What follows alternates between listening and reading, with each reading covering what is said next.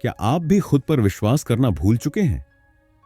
क्या आपके मन में भी ये आवाज आती है, मैं कभी सफल नहीं हो पाऊंगा, मेरे बस की बात नहीं है, दूसरे कर सकते हैं, मैं नहीं?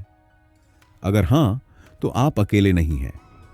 हर इंसान के जीवन में ऐसा वक्त आता है जब वो खुद से हार मान लेता है, लेकिन ठीक उसी मोड़ पर अगर सोच बदल जाए तो जिंदगी भी बदल सकती है। यही सिखाती है किताब the power of positive thinking. लेखक हैं नॉर्मन विंसेंट पील। यह किताब आपको सिखाती है कैसे नकारात्मक सोच को हराकर आप विश्वास, शांति, उम्मीद और सफलता की ओर बढ़ सकते हैं। इस वीडियो में हम इस किताब के 5 सबसे महत्वपूर्ण अध्यायों को सरल कहानियों और असली जिंदगी के उदाहरणों के साथ समझेंगे। हर अध्याय के बाद आपको मिलेंगे कुछ छोटे लेकिन गहरे एक्शन पॉइंट्स, जिन्हें अपनाकर आप अपनी सोच और जिंदगी दोनों को बदल सकते हैं। तो चलिए पहला कदम बढ़ाते हैं। चैप्टर 1, खुद पर विश्वास रखें से। चैप्टर 1, खुद पर विश्वास रखें, बिलीव इन योरसेल्फ। कहानी शुरू होती है एक साधारण से लड़के से। नाम था राहुल। राहुल दिल्ली के एक मध्यम वर्गीय परिवार से था। हर दिन की तरह उसका दिन भी ऑफिस, भीड़ भाड़, तनाव और थकान से भरा होता था। लेकिन जो चीज उसे सबसे ज्यादा तोड़ती थी वो थी उसके अंदर की आवाज, तू कुछ नहीं कर सकता, देख तुझसे बेहतर लोग कितने हैं, तेरा सपना बहुत बड़ा है तेरे कद से। राहुल की कहानी आम है, लेकिन उसकी जंग असली है। और यही जंग हम सब की है। नॉर्मन विंसेंट पील इस अध्याय में कहते हैं, आपके अंदर जो विश्वास है वही आपके बाहर की दुनिया बनाता है। मतलब, अगर आप अंदर से खुद को छोटा, कमजोर, असफल मानते हैं तो दुनिया भी आपको वैसा ही मानेगी। लेकिन अगर आप अंदर से मान लें, मैं कर सकता हूं, तो रास्ते अपने आप खुलने लगते हैं। पील साफ कहते हैं, believe in yourself, have faith in your abilities. Without a humble but reasonable confidence in your own powers, you cannot be successful or happy. यानी अपने ऊपर विश्वास रखें, अपनी क्षमताओं पर भरोसा करें। बिना आत्मविश्वास के न आप सफल हो सकते हैं न खुश। कितना सीधा और साफ संदेश है। लेकिन सवाल ये उठता है, आखिर ये विश्वास आएगा कैसे?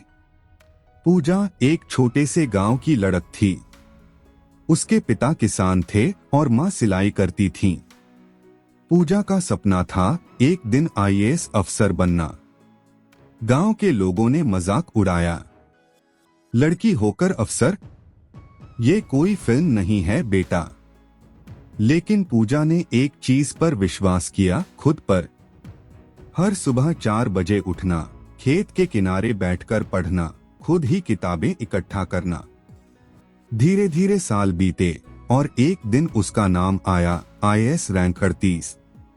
पूजा ने किसी को हराया नहीं था, बस अपने अंदर की शक और कमजोरी को हराया था।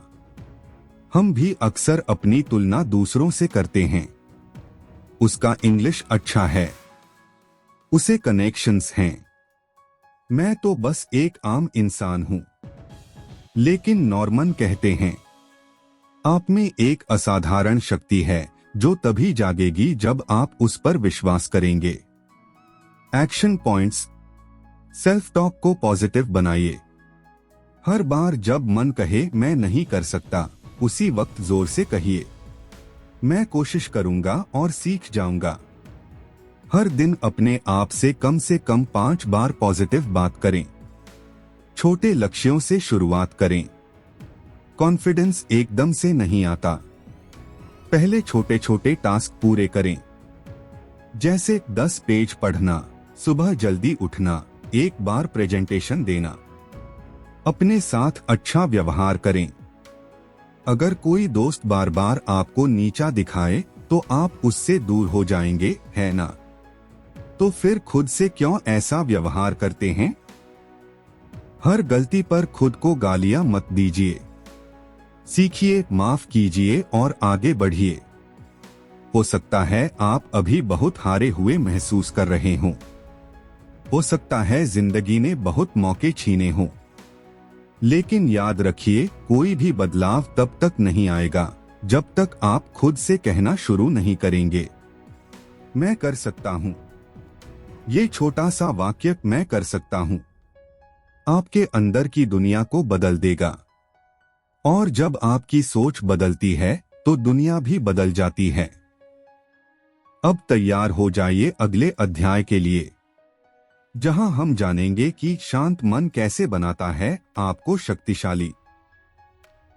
अध्याय 2, एक शांत मन से आती है असली शक्ति। शाम के 7 बजे थे। मुंबई की एक मल्टीनेशनल कंपनी में काम करने वाला अभय ऑफिस से निकला। थकान से चूर, माथे पर बल, आंखों में चिंता और दिल में गुस्सा। ट्रैफिक में फंसा हुआ था, लेकिन असली जाम तो उसके दिमाग में था। क्या आप भी कभी ऐसे जाम में फंसे हैं? अभय की सोच 1 मिनट भी नहीं रुकती थी। डेडलाइन खत्म हो रही है। बॉस क्या बोलेगा? घर पर ईएमआई की बात करनी है। अगर प्रमोशन नहीं हुआ तो क्या होगा? दिन भर की इस अशांति ने अभय को बाहर से ही नहीं, अंदर से भी खोखला कर दिया था। और एक दिन वो ऑफिस में ही बेहोश हो गया। डॉक्टर्स ने कहा, आपका शरीर नहीं, आपका दिमाग थक गया है। नॉर्मन विंसेंट पील इस अध्याय में कहते हैं, a peaceful mind generates power, यानी शांत मन असली शक्ति पैदा करता है। लेकिन हम सब तो यही मानते हैं कि काम, सफलता, पैसे, इन सबसे शक्ति मिलती है। तो क्या ये सच नहीं? पील कहते हैं, शांति कोई आलस नहीं बल्कि मानसिक संतुलन है। जब आप अंदर से शांत होते हैं तभी आप बाहर के तूफानों से लड़ सकते हैं। हम आज ऐसे युग में जी रहे हैं जहां शोर हर तरफ है। मॉर्निंग अलार्म से लेकर नोटिफिकेशन, मीटिंग, सोशल मीडिया और ट्रैफिक, हर चीज हमारे दिमाग पर हमला करती है। और फिर हम सोचते हैं कि हम थक क्यों जाते हैं। नॉर्मन कहते हैं, जब मन शांत होता है तब विचार स्पष्ट होते हैं। जब विचार स्पष्ट होते हैं तभी निर्णय मजबूत होते हैं। और जब निर्णय मजबूत होते हैं तभी जीवन सफल होता है। नेहा एक 30 साल की महिला थी जो दिन भर बिजनेस डेवलपमेंट का काम करती थी। बाहर से वो तेज, आत्मविश्वासी और सफल दिखती थी, लेकिन अंदर से वो पूरी तरह थकी हुई थी। रात को सो नहीं पाती, दिन भर छोटी छोटी बातों में चिढ़ जाती और हर वक्त गुस्से और डर के बीच झूलती रहती। एक दिन उसकी छोटी बेटी ने कहा, मम्मा आप दिन भर फोन में क्यों रहती हैं? आपको मुस्कुराते हुए देखे हुए बहुत दिन हो गए। बस उस दिन नेहा को झटका लगा। उसने अपने अंदर झांका और पाया, मैंने अपनी शांति खो दी है। नेहा ने छोटे छोटे बदलाव करने शुरू किए। सुबह उठकर ध्यान लगाना, हर घंटे खुद से एक पॉजिटिव बात कहना और रात को सोने से पहले ग्रेटफुल होना। 6 महीने बाद वो वही थी, लेकिन बिल्कुल बदल चुकी थी। सोच स्पष्ट होती है, कोई भी फैसला लेने में आप ज्यादा संतुलित होते हैं। भावनाओं पर नियंत्रण आता है, गुस्सा, डर, चिंता धीरे धीरे कम होने लगते हैं। ऊर्जा बनी रहती है, एक शांत दिमाग से काम करने पर आप थकते नहीं बल्कि ज्यादा ऊर्जावान महसूस करते हैं। नॉर्मन पील लिखते हैं, जब आप अपने दिमाग में शांति को जगह देते हैं तो ईश्वर आपको वो शक्ति देता है जिसकी आपको सच में जरूरत है। मानसिक शांति के लिए 5 उपाय। 1. दिन में 2 बार मेंटल पॉज लीजिए। हर दिन 10 मिनट खुद के साथ बैठिए। कोई फोन, कोई किताब, कोई बात नहीं। सिर्फ अपनी सांसें सुनिए। सिर्फ अपने विचारों को बहने दीजिए। सोने से पहले ग्रैटिट्यूड प्रैक्टिस कीजिए। हर रात 3 चीजें लिखिए जिनके लिए आप आभारी हैं। यह आपके दिमाग को चिंता से निकालकर सकारात्मकता में डालता है। 3 पॉजिटिव विजुअलाइजेशन करें। हर सुबह 5 मिनट के लिए अपनी आंखें बंद करें और खुद को एक शांत, सफल और संतुलित इंसान के रूप में कल्पना करें। 4 शांत संगीत या प्रार्थना सुनें। संगीत या भक्ति मानसिक तरंगों को शांत करता है। हर दिन 10 से 15 मिनट कुछ ऐसा सुनिए जो आपको अंदर तक सुकून दे। 5 नो रिएक्शन रूल अपनाएं। जब कोई आपको गुस्सा दिलाए, तुरंत प्रतिक्रिया न दें। 3 गहरी सांसें लें और फिर जवाब सोच समझकर दें। हमारे जीवन में सबसे बड़ी लड़ाई बाहर नहीं, अंदर होती है।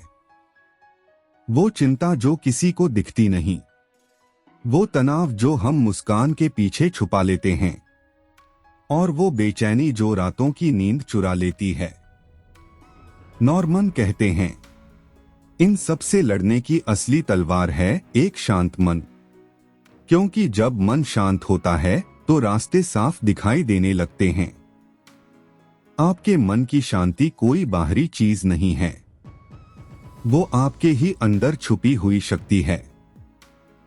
आपके पास आज भी वो शक्ति है जो आपको भावनात्मक संतुलन, गहरी सोच और शांत ऊर्जा दे सकती है। बस रुकिए, सांस लीजिए और खुद से कहिए, मैं शांत हूं और मेरी शांति मेरी शक्ति है। इस अध्याय से हमने सीखा कि शक्ति पाने के लिए जरूरी है कि हम अपने मन को पहले शांत करें। आज से ही उस अशांत दौड़ को थोड़ा धीमा करें। अपने भीतर उतरें और महसूस करें कि शांति ही शक्ति है। अब अगले अध्याय में हम बात करेंगे एक्सपेक्टेशन की शक्ति की, यानी अगर आप बेस्ट की उम्मीद करेंगे तो जिंदगी भी बेस्ट देगी। Chapter 3 expect the best and get it. अभी तक हमने जाना कि कैसे खुद पर विश्वास और एक शांत मन हमें शक्ति देते हैं। अब सवाल ये उठता है, जब हम जिंदगी से कुछ चाहते हैं तो वो हमें क्यों नहीं मिलता? क्यों बार बार लगता है कि कोशिश के बाद भी नतीजे हमारी उम्मीद से उल्टे आते हैं? सच ये है, हम जो सोचते हैं वही अक्सर होता है। और अगर हमारी सोच में उम्मीद की जगह डर भरा हो तो नतीजा भी डर जैसा ही आता है। ये कहानी है सुमित की। एक ऐसा लड़का जो बहुत मेहनती था, हर नौकरी के लिए अप्लाई करता, हर इंटरव्यू की तैयारी करता, लेकिन फिर भी रिजेक्ट हो जाता। धीरे धीरे उसने सोचना शुरू कर दिया, शायद मैं ही काबिल नहीं हूं, शायद मेरे भाग्य में नौकरी नहीं है। एक दिन उसके एक दोस्त ने उससे कहा, तू तैयारी कर रहा है लेकिन तू खुद ही भरोसा नहीं कर रहा कि तुझे मिलेगी। तू हर बार इंटरव्यू में जाने से पहले ही सोच लेता है कि तुझे नहीं मिलेगा। और यही बात तेरे चेहरे पर, तेरे शब्दों में और तेरे पूरे हाव भाव में दिखती है। सुमित को लगा कि बात तो सच्ची है। उसने अगली बार कुछ बदला नहीं, वही तैयारी, वही प्रोफाइल, बस सोच बदल दी। इंटरव्यू से पहले खुद को शीशे में देखा और कहा, मैं इस काम के लायक हूं और मुझे ये मिलेगा। और क्या हुआ? उसे नौकरी मिल गई। नॉर्मन विंसेंट पील इस अध्याय में कहते हैं, जब आप बेस्ट की उम्मीद करते हैं तो आपकी ऊर्जा, आपकी सोच और आपके काम करने का तरीका भी वैसा हो जाता है कि नतीजा बेस्ट आने लगता है। ये कोई जादू नहीं है, ये मन की दिशा है। हम अक्सर अपने साथ सबसे बड़ा धोखा करते हैं जब हम खुद ही अपने भविष्य को लेकर निराश हो जाते हैं। हम कहते तो हैं कि सब अच्छा होगा, लेकिन अंदर ही अंदर डरते हैं अगर नहीं हुआ तो, अगर सब उल्टा हो गया तो। हमारे समाज में ये आदत बन चुकी है कम उम्मीद करना ताकि चोट भी कम लगे।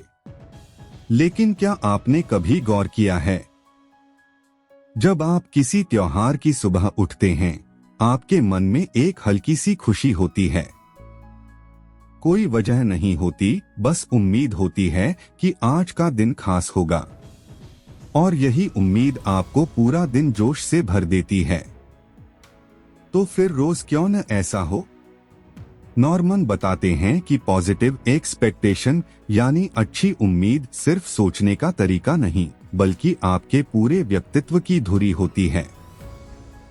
जब आप बेस्ट की उम्मीद करते हैं तो आप बेस्ट की तैयारी भी करते हैं। और जब तैयारी और सोच दोनों पॉजिटिव होती हैं, तब परिणाम अपने आप बदल जाते हैं। सोचिए, आप एक परीक्षा देने जा रहे हैं और पहले से ही मानकर चल रहे हैं कि आप फेल हो जाएंगे। तो क्या आप पूरे दिल से उत्तर लिख पाएंगे? शायद नहीं। और अगर आप ये सोचते हुए जाएं कि आप पास होंगे, तो आपकी लिखावट, आत्मविश्वास और टाइम मैनेजमेंट सब बेहतर हो जाएगा। ये बदलाव बाहर से नहीं, अंदर से आता है। अब एक सच्ची घटना सुनिए। बिहार के छोटे से गांव में रहने वाला एक लड़का था, विक्रम। उसकी आर्थिक हालत बहुत खराब थी, लेकिन उसने सपना देखा आईआईटी में जाने का। उसके गांव में लोग कहते, ज्यादा सोचो मत बेटा, खेत संभालो। लेकिन विक्रम के मन में एक आग थी, और सबसे बड़ी बात, एक उम्मीद थी। उसने ठान लिया कि उसे आईआईटी में ही जाना है। रोज 14 घंटे पढ़ाई करता, दूसरों से किताबें मांगकर पढ़ता, रात को लालटेन की रोशनी में रिवीजन करता।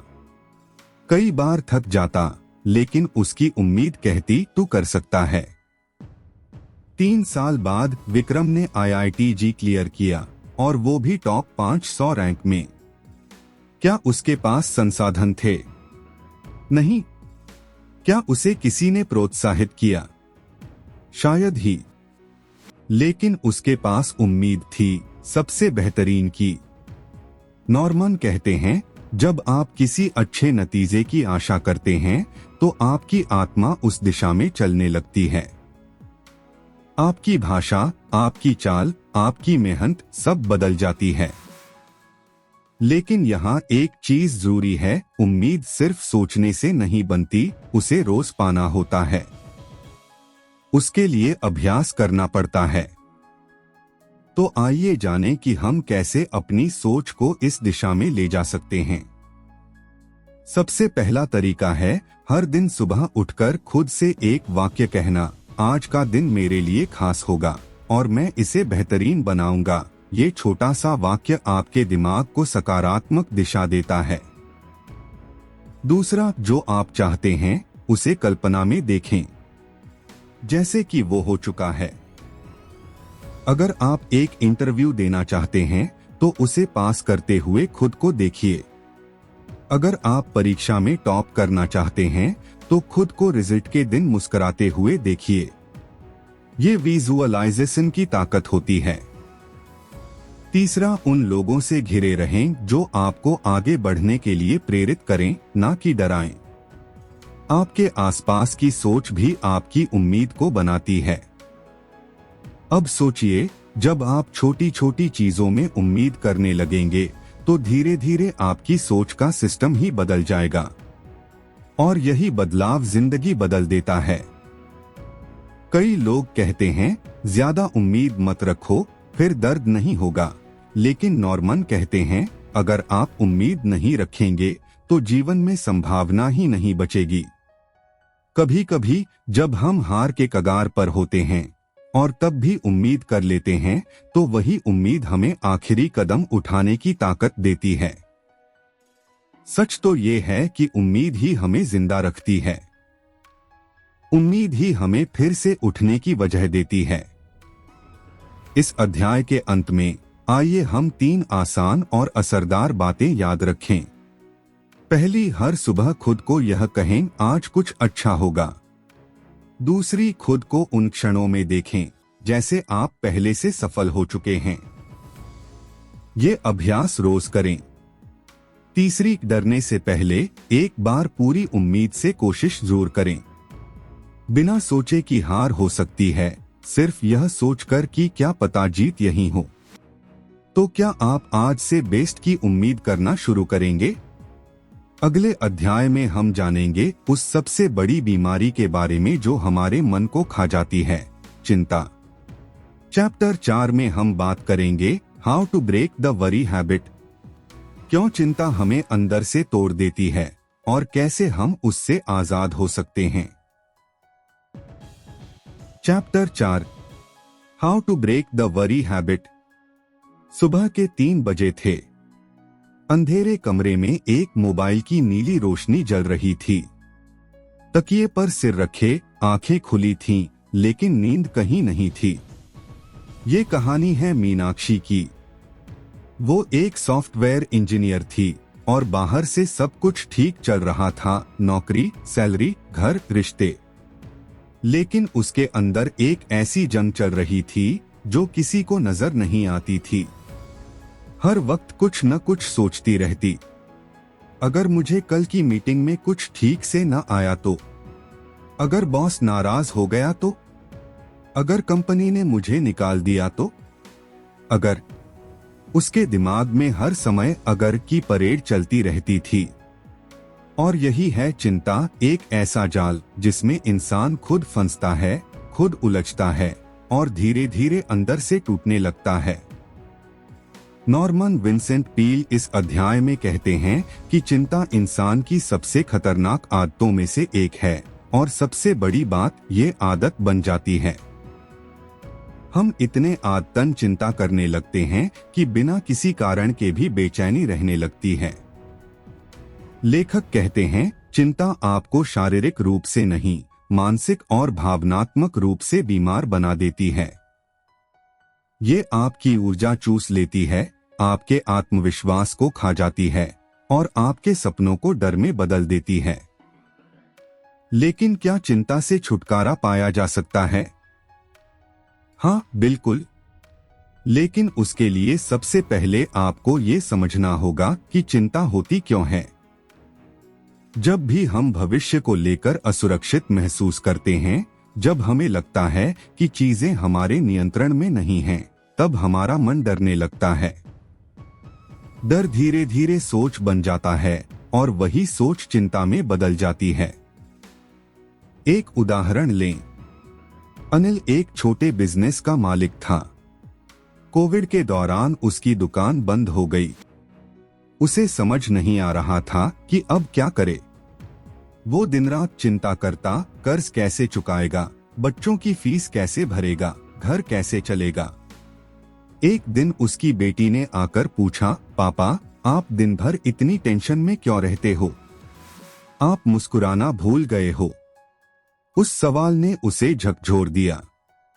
वो नॉर्मन विंसेंट पील की किताब पढ़ रहा था और वहीं उसने एक लाइन पढ़ी, don't let your mind be a junkyard of fear and worry. यानी अपने मन को डर और चिंता का कचरेदान मत बनने दो। वो नॉर्मन विंसेंट पील की किताब पढ़ रहा था और वहीं उसने एक लाइन पढ़ी, don't let your mind be a junkyard of fear and worry. यानी अपने मन को डर और चिंता का कचरेदान मत बनने दो। उसी दिन उसने कुछ छोटे छोटे बदलाव शुरू किए। हर दिन सुबह टहलना, पॉजिटिव बातें सुनना, छोटे लक्ष्य बनाना और सबसे अहम, चिंता आने पर खुद से एक सवाल पूछना, क्या ये सच में मेरी सोच से भी बड़ा है? धीरे धीरे उसकी सोच साफ हुई, रास्ते खुलने लगे और उसने एक ऑनलाइन बिजनेस शुरू किया। आज उसका काम पहले से ज्यादा अच्छा चल रहा है। नॉर्मन बताते हैं कि चिंता से लड़ाई तर्क से नहीं, विश्वास से लड़ी जाती है। और हर बार जब आप चिंता को पहचान कर रोकते हैं, आप खुद को थोड़ा और मजबूत बनाते हैं। एक और सच्ची बात यह है हम चिंता को अपने मन में इतना बड़ा बना लेते हैं कि वो हकीकत से ज्यादा डरावनी लगने लगती है। अब सवाल है, क्या चिंता से छुटकारा पाने के तरीके हैं? हाँ, और वो भी आसान हैं। पहला तरीका, राइट इट आउट। जब भी चिंता हो, उसे मन में रखने के बजाय कागज पर लिख डालिए।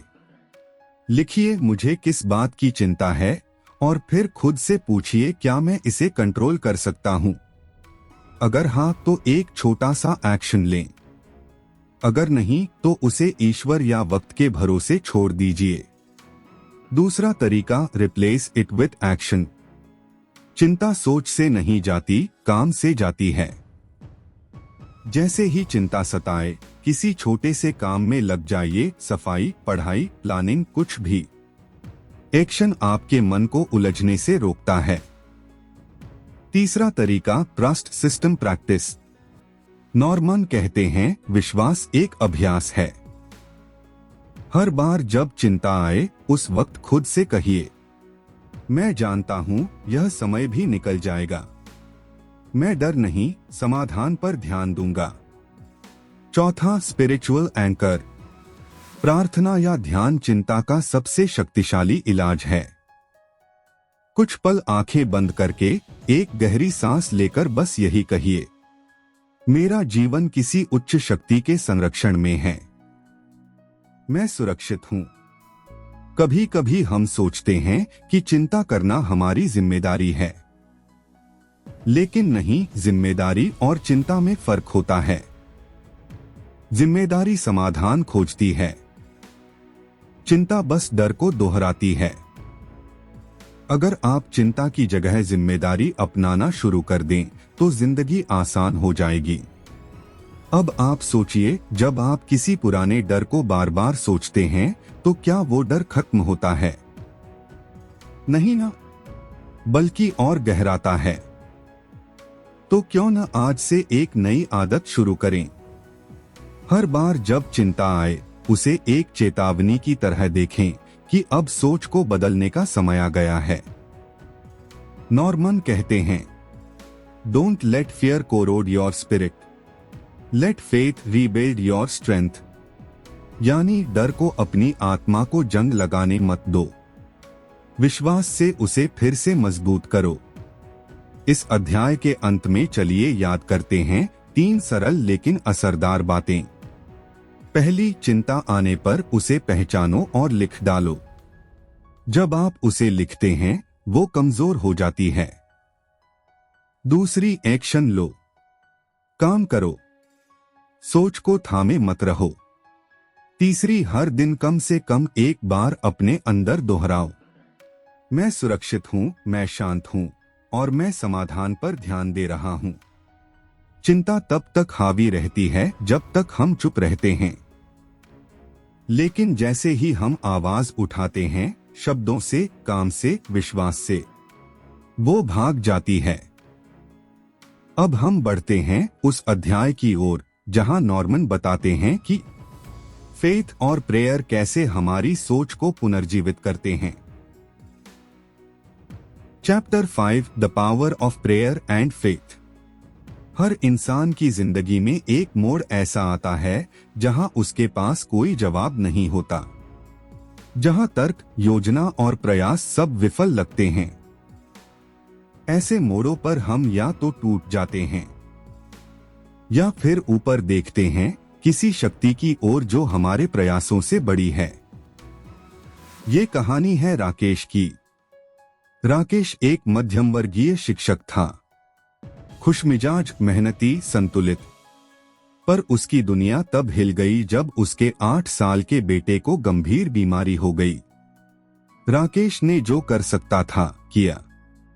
डॉक्टर, इलाज, दवाइयां, हर दिशा में दौड़ा, लेकिन हर रिपोर्ट में वही शब्द लौटकर आते, स्थिति गंभीर है। थक हार कर एक रात अस्पताल की सीढ़ियों पर बैठा रो रहा था। आंखें बंद की और कहा, अब कुछ नहीं बचा, अब सिर्फ तू है भगवान। उस दिन उसने पहली बार पूरे दिल से प्रार्थना की। नॉर्मन विंसेंट पील इस अध्याय में कहते हैं, Prayer is not a substitute for action, it's a source of strength for action. यानी प्रार्थना काम का विकल्प नहीं, काम के लिए शक्ति का स्रोत है। हम सोचते हैं कि प्रार्थना कमजोरों का सहारा है, लेकिन सच्चाई ये है, प्रार्थना उन लोगों का हथियार है जो सब कुछ कर चुके होते हैं, फिर भी हार नहीं मानते।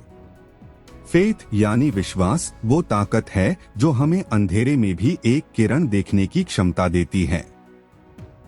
नॉर्मन कहते हैं, फेथ कोई चमत्कार नहीं करता, वो आपकी सोच को बदलता है। और जब सोच बदलती है तो रास्ते खुद ब खुद बनने लगते हैं।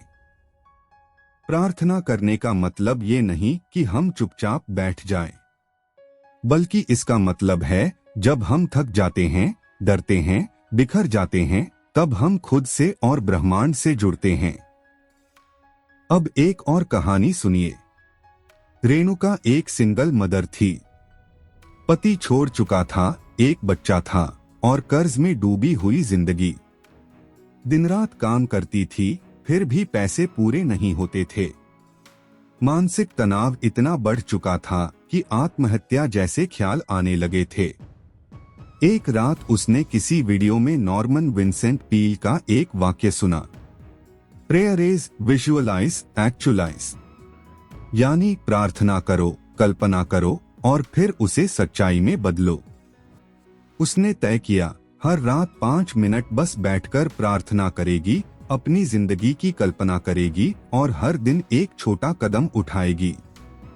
धीरे धीरे उसकी आदत बनी, मन मजबूत हुआ, सोच बदलने लगी। साल भर में उसने खुद का एक छोटा सा ऑनलाइन बिजनेस शुरू किया और धीरे धीरे उभरने लगी। उसने कहा, जब मैं कुछ नहीं कर पा रही थी, तब मेरी प्रार्थना और विश्वास ही मेरा सहारा बने। नॉर्मन साफ कहते हैं, फेथ का मतलब है आप उस चीज पर भरोसा करें जिसे आप अभी नहीं देख सकते, लेकिन पूरे दिल से मानते हैं कि वह संभव है। फेथ आपको गिरने नहीं देता, वो आपको उठने का कारण देता है। लेकिन ध्यान रहे, सिर्फ शब्दों से की गई प्रार्थना में ताकत नहीं होती। प्रार्थना में सच्चाई होनी चाहिए, जुड़ाव होना चाहिए और दिल से विश्वास होना चाहिए। तो कैसे करें ऐसी प्रार्थना? नॉर्मन कुछ बेहद सरल तरीकों का जिक्र करते हैं। सबसे पहले शांत बैठिए, गहरी सांस लीजिए, अपने अंदर की बेचैनी को स्वीकार कीजिए, फिर अपने शब्दों में बात कीजिए। जैसे आप अपने किसी करीबी से बात करते हैं, वैसे ही ईश्वर से बात करें। कहिए, मुझे डर लग रहा है, मैं थक गया हूं, मैं रास्ता खो चुका हूं। और फिर कहिए, लेकिन मुझे भरोसा है कि तू साथ है, तू रास्ता दिखाएगा। फेथ का मतलब है आप एक कदम अंधेरे में रखते हैं, इस भरोसे के साथ कि अगला पत्थर जरूर मिलेगा। नॉर्मन एक अभ्यास सुझाते हैं, रोज सुबह 5 मिनट आंखें बंद करें और खुद को उस व्यक्ति की तरह देखें जो आप बनना चाहते हैं। फिर उस व्यक्ति के लिए प्रार्थना करें कि वो बने, टिके और आगे बढ़े। फेथ आपको परिस्थितियों से नहीं बचाता, लेकिन उन परिस्थितियों में टिकने की ताकत देता है। अब जरा सोचिए, जब आपने जिंदगी में कोई बड़ा फैसला लिया था, तब क्या आपके पास पूरी जानकारी थी? नहीं, लेकिन आपने फिर भी किया, क्योंकि आपके अंदर एक छोटी सी आवाज कह रही थी, सब ठीक होगा। वही आवाज ही आपका विश्वास है। अब कुछ व्यवहारिक एक्शन पॉइंट्स जान ले जो नॉर्मन बताते हैं। पहला, हर दिन 5 मिनट अकेले बैठकर प्रार्थना कीजिए। वो प्रार्थना किसी भी भाषा में हो, लेकिन दिल से हो। दूसरा, एक फेथ जर्नल रखें, जिसमें हर दिन आप वो लिखें जो आपने आज प्रार्थना में मांगा और उस पर आपने क्या विश्वास किया। तीसरा, हर बार जब डर आए तो उसे शब्दों में बदलें और कहें, मैं डर नहीं, विश्वास चुनता हूं। चौथा, छोटे छोटे चमत्कारों को पहचानें। जब कुछ अच्छा हो चाहे वो एक छोटी मुस्कान ही क्यों न हो, उसे अपने विश्वास की जीत माने। और अंत में अपनी प्रार्थनाओं को सिर्फ मांगने तक सीमित न रखें, उसमें कृतज्ञता जोड़े, प्रेम जोड़े, स्वीकार्यता जोड़े। नॉर्मन कहते हैं, फेथ और प्रेयर मिलकर हमारी आत्मा को मजबूत बनाते हैं, और जब आत्मा मजबूत होती है तो कोई भी बाधा बड़ी नहीं लगती। राकेश के बेटे की बात करें तो इलाज के महीनों बाद वो बच्चा ठीक हो गया। राकेश आज भी कहता है, मैंने प्रार्थना में कोई जादू नहीं मांगा था, मैंने सिर्फ हिम्मत मांगी थी और वही मुझे मिल गई। तो क्या आज आप प्रार्थना और विश्वास को सिर्फ शब्दों की चीज मानकर छोड़ देंगे, या फिर उसे अपने जीवन की ताकत बनाएंगे? अब समय है इस पूरे सफर का सार समझने का। तो दोस्तों, आपने इस अद्भुत किताब the power of positive thinking के 5 सबसे महत्वपूर्ण अध्यायों की वो ताकत सुनी जो किसी भी टूटे हुए दिल, थके हुए मन और डरे हुए इंसान को दोबारा जीना सिखा सकती है। पहले अध्याय में आपने जाना कि जब आप खुद पर विश्वास करना शुरू करते हैं तब दुनिया भी आप पर विश्वास करने लगती है। दूसरे अध्याय ने सिखाया कि एक शांत मन ही सच्चे आत्मबल की नींव है। तीसरे अध्याय में समझा कि जिंदगी आपसे वही व्यवहार करती है जिसकी आप उम्मीद करते हैं, इसलिए हमेशा बेस्ट की उम्मीद रखो। चौथे अध्याय ने बताया कि चिंता कोई जिम्मेदारी नहीं, एक बोझ है जिसे आप चाहें तो आज ही उतार सकते हैं। और पांचवें आखिरी अध्याय में हमने जाना कि जब सब रास्ते बंद लगें तब प्रार्थना और विश्वास ही वो दरवाजा खोलते हैं जो चमत्कार की ओर ले जाता है। अब ये सब बातें सिर्फ किताब में बंद रहने के लिए नहीं हैं। इन बातों को अगर आप रोज अपने जीवन में उतारें तो आप वही इंसान नहीं रहेंगे जो आज तक खुद से डरता रहा, भागता रहा, टूटता रहा। आप एक नए इंसान में बदल सकते हैं, एक ऐसा इंसान जो खुद पर यकीन करता है, जो उम्मीद से भरपूर है, जो शांति से जीता है और विश्वास से चलता है।